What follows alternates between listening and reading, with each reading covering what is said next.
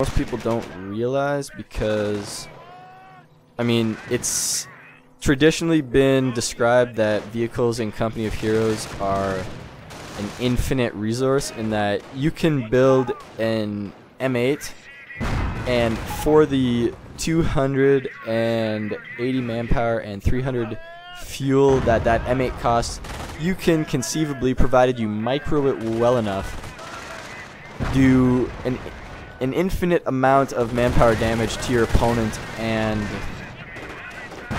all for that single resource investment. And that's of course contrasted against infantry and riflemen, which if you want to kill units with those squads, you're gonna have to put them in combat. Putting them in combat means taking casualties. Taking casualties means having to reinforce, and reinforcing means spending manpower.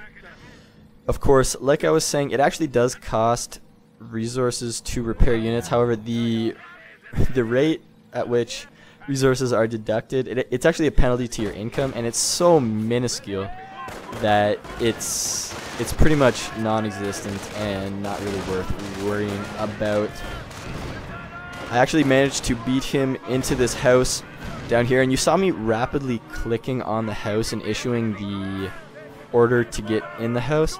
And the reason I did that is, once again, I'm not sure if there's any truth behind this, but I remember it was either in a retail shoutcast I watched or something along those lines, where the person who was talking stated that every single time, like whenever either player issues a command to get in a building, that overrides any other command to get in a building. So if you issue a command, this squad get in the building right now, and your opponent issues a command a few seconds afterwards to get in that same building, your squad is just going to stop dead, and your opponent's squad is going to be able to take the building. So I just mash on my right mouse button, because if this cockamamie idea is to be believed, that'll actually give you a far better chance at stealing the building from your opponent. And in that case, it seems to have worked, because he seemed to be closer to the opponent, or not closer to the opponent, closer to the point than I was. And however, I was able to get in the point. What I'm doing right now, I'm getting another pack, and the reason for this is I'm a little uncomfortable about the Pershing. I figure if he flanks hard, he has a lot of rifle squads. If he also gets something like a Calliope, which he won't get, as you'll see in the chat a little bit later, but if he did get one of those, that would have really hurt my heavy tier 2 composition right now. And I need this other pack, because one pack and one KT, it can hold off a Pershing big engagement in the middle. Man, I'm actually losing a lot right now, but I do manage to kill a lot up top, and I kill a Vet 3 rifle squad, which is a big blow to my opponent. Vet squads, as an American player, are an asset late in a game, because it takes so much longer to get vet. I mean, you can't buy vet like you can for the Americans. And he actually sends in some more rifle squads, and I don't notice it, but he actually demos. It's actually, oh, you can see it right there. He demos my headquarters building, and he also demos my Wehrmacht quarters, which made me really sad. Just constantly base rushing. That's the exploit in the bunker placement that I was talking about earlier. Pretty easy to do, and I'm tossing another Wehrmacht quarters up, and the reason I'm doing this is because I want to make sure I can build a sniper if he decides to build a sniper. My build is extremely vulnerable to snipers, because grenadiers are 4-man squads, and they're very expensive to reinforce, meaning one shot from a sniper is going to deal a lot of damage. Furthermore, I have Vet 3, and Vet 3 means elite armor, and elite armor means snipers will never miss your grenadiers. Snipers gain an accuracy bonus against units with elite armor. This is on both sides too, and it's also another reason, or it's a reason why it's a good idea to use snipers against elite infantry on the American side, or at least rangers, because rangers, if your opponent is smart and has upgraded them properly, will get elite armor. Now pushing up on the right hand side, I still have 2 VPs, and his VPs are ticking down precariously low. What I should have done, because he's actually going to harass me a little bit more base rushing, I should have wired off my base, wired it off, tank trapped it off, even because I wasn't planning on getting vehicles this late into the game. I was planning on holding the VPs as best as I could and slowly pushing over to the left hand side and ninja capping the VP whenever I could to just hasten the decline. You see me sending the squad over there right now. But what I should have done was wire off the middle of my base, and this way he would have had to walk into my bunkers in order to get into my base and demo charge me anymore. Another smart thing for him would have been to demo charge, instead of my Wehrmacht quarters, my bunkers. And he's actually sending 3 more engineer squads right there, and I know what's up this time. So I'm actually going to retreat a lot of my, I think I'm going to retreat some, no, maybe I'm not, maybe I'm crazy. But I know he's, yep, I actually have 3 squads in my base right now, and I know he's going to try another base rush. So I'm just going to focus down his engineers one at a time. Actually lose a flame right there, also almost lose a gun squad, which is kind of sloppy with me. My late game unit preservation, not the best this game, kind of a problem, but I am holding on that grand squad with no health. He is health packing up, however. And I think I have 2 packs. Gonna look at the mini map. Yep, I have 2 packs. And I also have 2 repair bunkers on the right hand side. Reason I put those over there is because King Tigers take a long time to repair.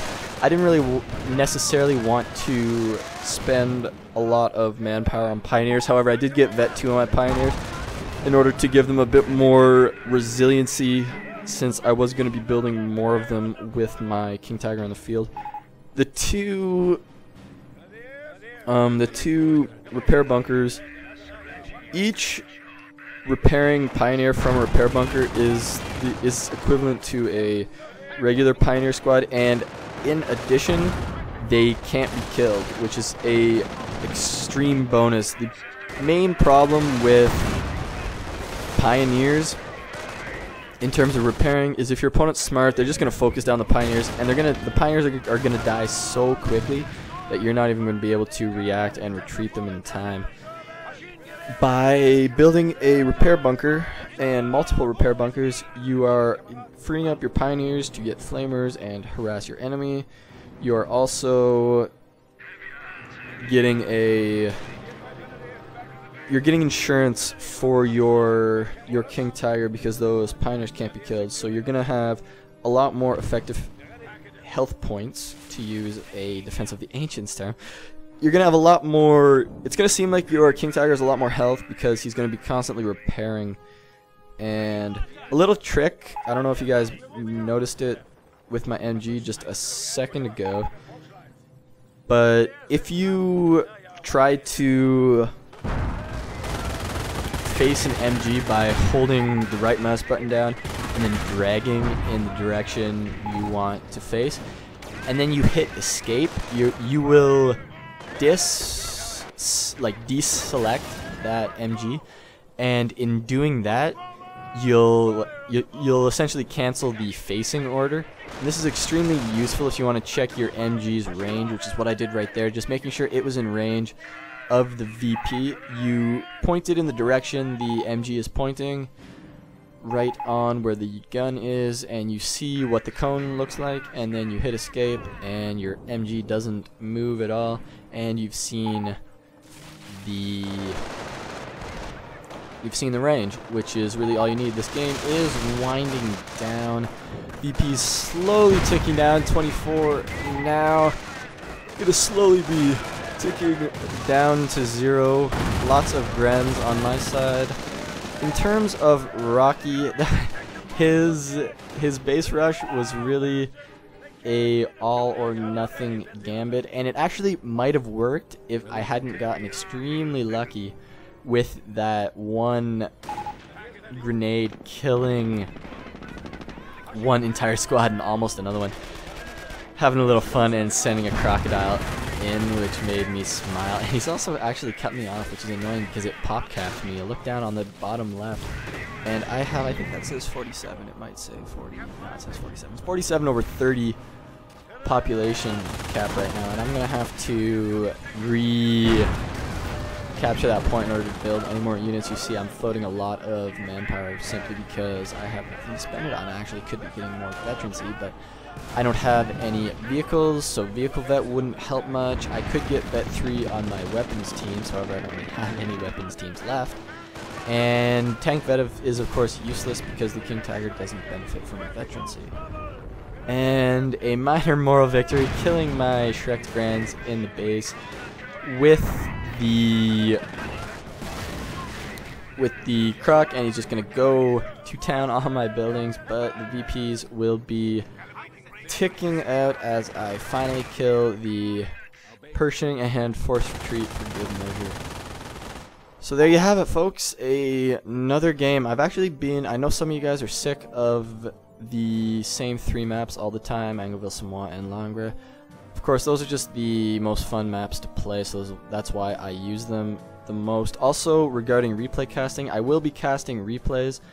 I have one game that I will be casting right after this one, and I'm taking submissions for you guys and your replays. So I set up a Gmail email. It is inversegr@gmail.com, same as the profile name. Send me a replay right there, or you can of course find me in game on Xfire or on the Game Replays forums. Anyways, that is it, and I'll see you guys next time.